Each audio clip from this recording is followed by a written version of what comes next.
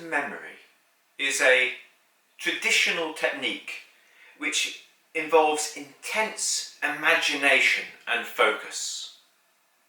The goal is to create a building in your mind, a memory palace.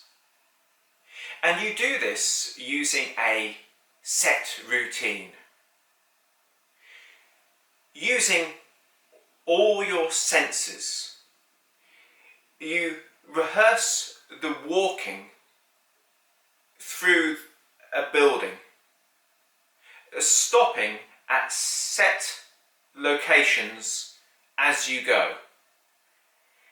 And by doing this again and again, you create a filing system of the mind, whereby in the future you can place certain images in those locations for reference. So, to give you an example, let's imagine that you're using your own house as a memory palace. You could imagine a route that starts at your front door, and your first location could be the door itself. Then, as you open the door and you walk through, choose a particular object in your porchway. Maybe you have a grandfather clock there. That could be your second location. As you continue going through, you can perhaps walk into your living room, and you can choose your settee or couch as your third location. Then moving into your dining room, maybe your table, your dining table will be the next location. So you would carry on doing this throughout your whole house, never doubling back and making sure that you always stopped at the same locations.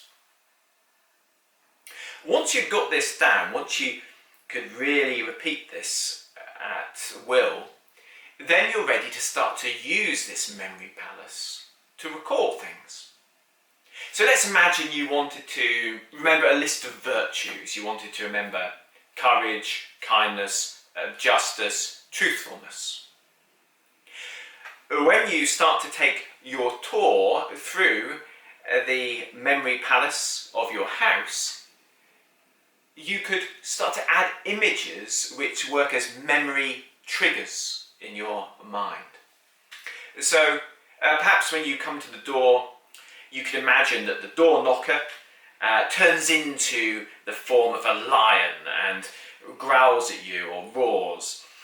And this would be a very good reminder of the first virtue, courage. When you open the door, as you walk through into your porchway, you see that the hands of your grandfather clock are actually hands of an angel which is upon the clock, an angel of kindness that has all the colours and the associations that you would have with kindness. As you continue to walk through, and then as you come to your living room, there's a sword and there's a blindfold representing justice on your couch. And maybe finally, as you walk into your living room, you can imagine a bottle of wine representing truth. They say truth comes forth after drinking wine, so this would be a good joke. So the important thing here is to make sure that each image is something striking, exciting, shocking, rude, uses plays on words, anything to make that image stay in your mind. This way, when you go back to your memory palace, it'll be very easy to remember that list. You'll see the lion on the door, courage comes to mind, the angel on the clock, kindness, the sword and the blindfold on the couch, justice, the bottle of wine, truthfulness. So this is the basic art of memory. But where did it come from? The origins of the art of memory are in the ancient Hellenic tradition So we're talking about the people we now call Greeks, and most of the early fragments of this art forming are from about 450 years BC in the area which is now southern Italy. Now, these texts almost always recount a legend of the art's creation. They say that it was invented by a lyric poet called Simandres of Chios, and Simandres was famous in his day, and he had been hired to perform a poem at the great banquet of a noble lord in his area. He wrote the piece of poetry for this beautiful event, and when the day arrived, in his appointed time, he started, as was his normal custom, by dedicating the poem both to his host and employer, but also to the twin stars Castor and Pollux, to Gemini. The poem was performed with excellence, and everyone seemed very happy with its performance. But the lord which he performed for wasn't happy. He felt slighted because the dedication wasn't just to him, so he said he was only going to pay 1/2 of the fee. As Castor and Pollux received half of the dedication, if Simandres would like to get that half of the fee, he could ask those twin brothers of the stars to pay him. Simandres was not very happy, but within a few moments there was a knock on the door and a messenger appeared. The messenger told Simandres that 2 young boys had come to meet him, and that they were waiting for him outside the building, and he should go urgently, which he did. But when he got there was no one to be seen. But in that moment, the whole of the banquet hall collapsed, killing everyone. The 2 brothers, Gemini, had indeed repaid their half of the debt, but the gifts of this calamity were still to be fully realised. When Simandres returned, the bodies of all the guests were too damaged to be recognised, and the families and relatives of those who had attended were understandably upset because they wanted to identify them in order to be able to pay their respects and bury them. Simandres decided to help, and he found, to his surprise, he could remember where everyone at the whole banquet was if he connected their location and their meal and their relative position to each other, and thus the art of memory was created. Now, this story may or may not have any basis in truth. It's suspicious how memorable it is, and how it uses the art of memory as a part of the tale. Castor and Pollux, twins, are suspiciously symbolic. A twin is a copy of another, like a memory is a copy of an event.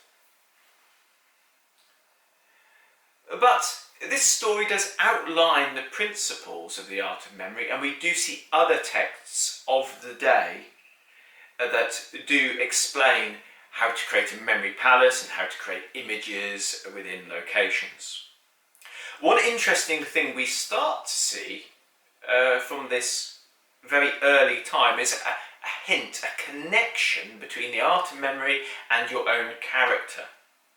So it's very important to remember as we go forwards in this series, that in ancient times the word memory had some different connotations. Memory was not just something you created from something in the past, it could be something in the present, it could be something in the future. And memory had a connection with your character, with your development. What you put into your mind became you. It probably had all the connotations we might modernly have with creative visualization, hypnosis, or auto-suggestion. So you could remember things to change who you are. Now, during the classical period, we see the art of memory is mostly a utilitarian art.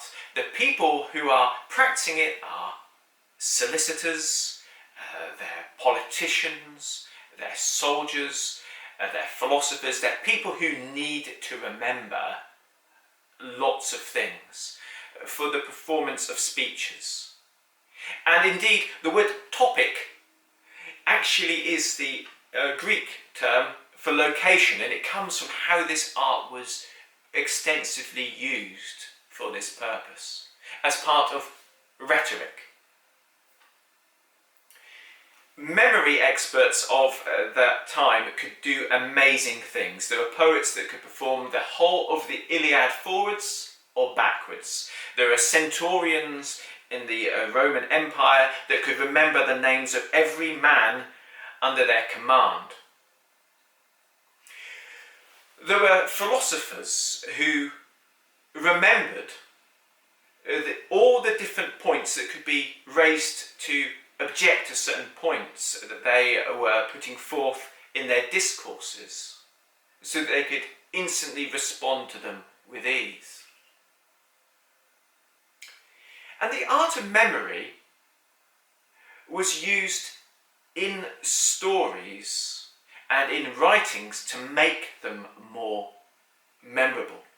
So the ancients knew that if you were trying to make sure that people really took on board what you were saying, you need to make sure that each point is made in a different, exciting, memorable location. So Socrates needs to make one philosophical point under a tree, and then he needs to walk to a party somewhere very different to make the next one if you want people to be able to recall this.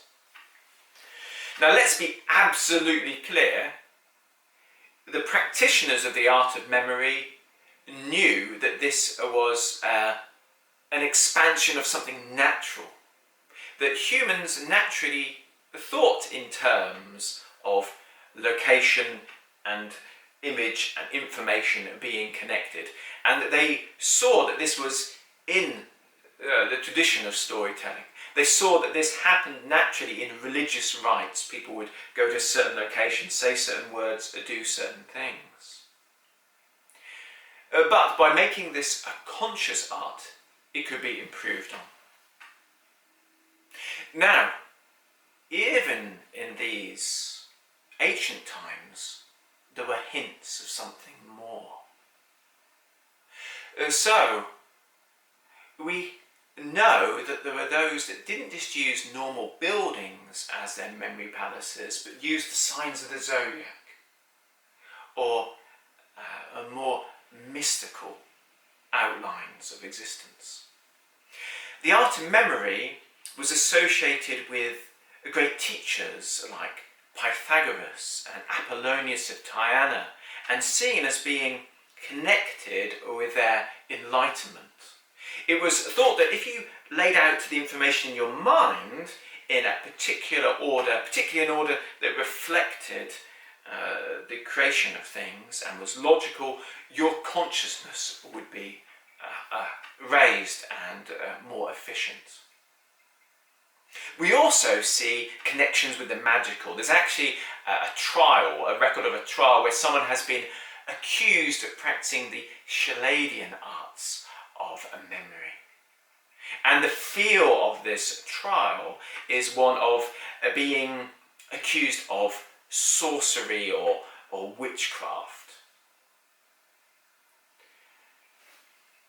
But the art of memory was due to go through a transformation. When Rome fell, many things were lost. But memory arts are surprisingly persistent and resilient because they're designed to remain in human consciousness. And from the ashes of the Roman Empire rose Christianity in the form of Catholicism. And it's within this new organisation and tradition we see the art of memory rise like a phoenix with a different focus. And it's that particular school of memory which will be the subject of our next video. If you would like to help with this regeneration of the Hermetic art of memory, be sure to subscribe to the channel, register for alerts, leave a comment and purchase my book on memory, which will be linked in the description box below. My name's Martin Faulks, and until the next time, let's let every word, thought and action